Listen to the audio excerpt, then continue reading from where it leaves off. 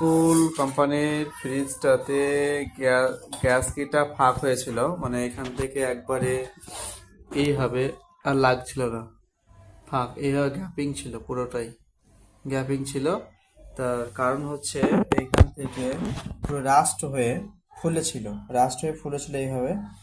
দরজাটা লাগছিল না। এই যে রাস্টগুলো ছাড়িয়ে দিলাম, এই রাস্টগুলো সব ছাড়িয়ে দিলাম। জং পড়েছে পুরোপুরি, জং পড়েছে, এই টিনগুলো সব ছিলাতে নিয়ে এখন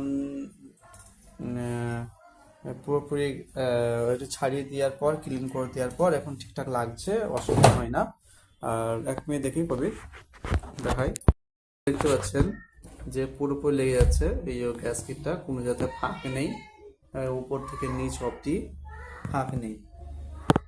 আর এগুলো সে জং পড়ে গেছে পুরো ফ্রিজটাতে। জং পড়ার কারণ হলো যে কাস্টমারে যখন ফ্রিজের এই দিক থেকে যখন জল আসে, তখন কিন্তু কাস্টমার কোনো ফলো করে না বা তার কিছু করে না, এক দেখাই না, ওগুলো পড়ার কোনো ফলো করে না।